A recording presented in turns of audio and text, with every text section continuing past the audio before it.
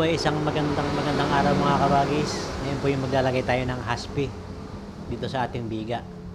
Lalagyan natin ng haspi yan. Gagawin nating mukhang nara. Gamit po natin mga kabagis, brass at saka malabnaw na pintura. Ganito po papahiran natin ng malabnaw na pintura para magkaroon siya ng haspi, magmukha siyang nara o ano, yung kahoy na palutsina. Ang kulay pong ginagamit natin ay maple, pero matabang po yan. Ibig sabihin dinagdagan ng tubig para lumabas yung kanyang haspe. Pagka po kasi purong pintura, mabilis matuyo, kaya kailangan nating lagyan ng tubig para maiporma natin yung gusto nating haspe. Pwede pong gumamit ng basahan, tela, pero sa kasalukuyan po ang ginagamit ko ngayon ay paint brush na distress.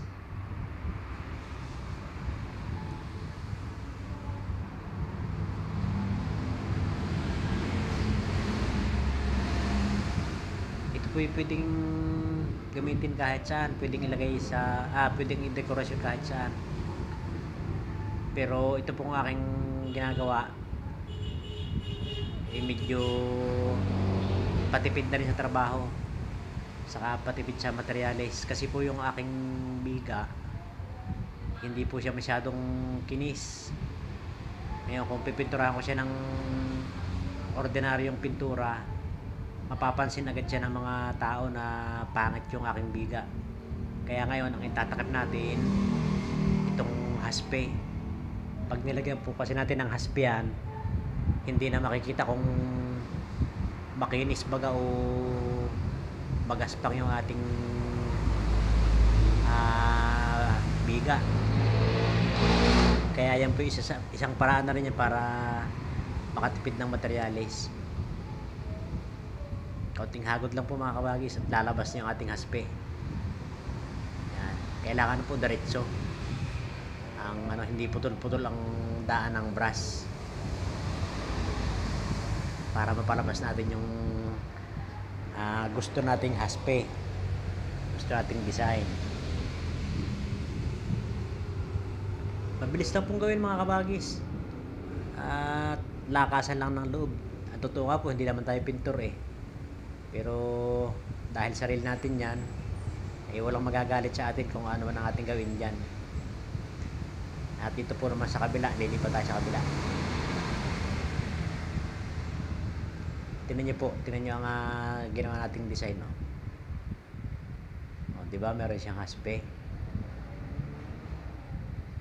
mukha siyang nara.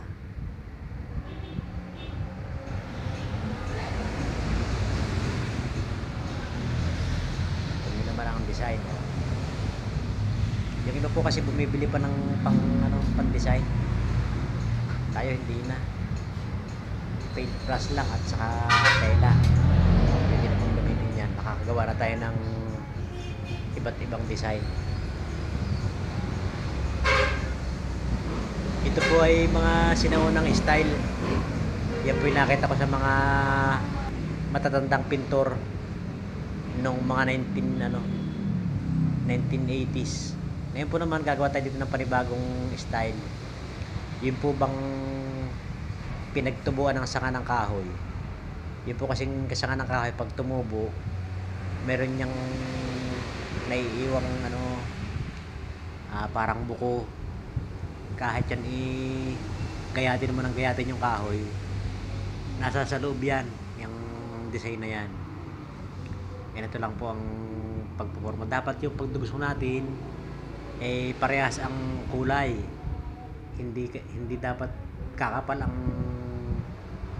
idudugso natin. Kung gaano ka nipis yung ating dudugtungan, ganyan din ka nipis yung ating idudugtong para pag tiningnan parehas lang ang kulay. Ayan, ito pong ating ginagawang ito ngayon ay pinagputulan ng sanga, pinagtubuan ng sanga ng kahoy. Yan. Maya po ipakikita ko sa inyo yung mga buong telye niyan. Mabilis lang pong gawin yan. Mas mabilis po yan kaysa magpintura ka ng ng plain na pintura. Iro-roller mo ng iro-roller. Samantalang ito kaunting pahid lang, may design na. Yan po yung manipis lang ang pintura, hindi katulad nung ipipintura mo yung roller o kaya yung paintbrush na pupuliduhin mo ng pupuliduhin. Ito po matipid kasi hindi naman natin kailangan kapalan yan. Kailangan po dyan manipis lang talaga para pag hinagod natin yung ating paintbrush ay mamarka na yung ating gustong haspe.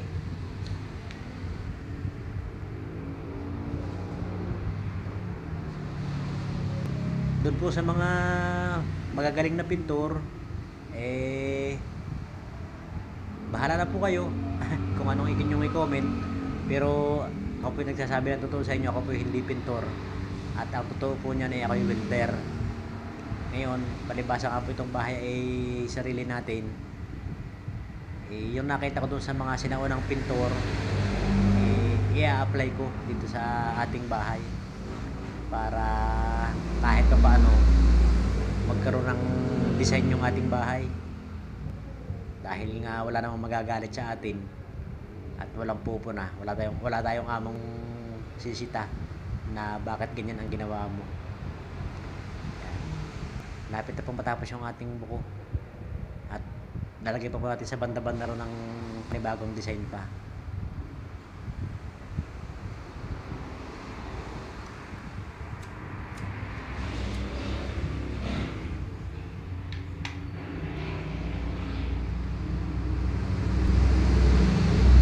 Marami-rami po tayong pipinturahan dahil nga tayo nagsusulo, kung hanggang saan tayo makarating, kung hanggang saan tayo mapagod, pahinga. Yan po naman hindi naman pinagmamadali.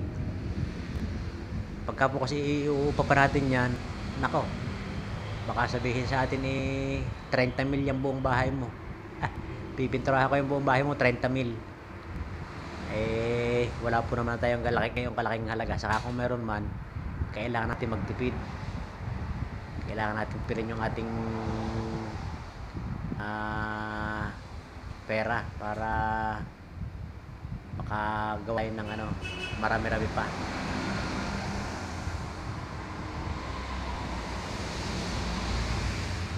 Pagka po kasi sa mga pintor taga magpapadesign ka ng ganyan, nako, mahal ang bayad. Saka wala po tatanggap sa inyo ng araw pagka ganyang laging laging papakayawin. Yan, gagawa po tayo ng panibagong design doon sa kabilang side. At yan nga po, yan ating ginawang buko. Tapos ito naman yung ginawang panibagong design. Hanggang sa muli po mga kabagis, at sana'y may matuwa sa aking ginagawang ito. Maraming salamat po, magandang araw. Mag-ingat po tayong lahat.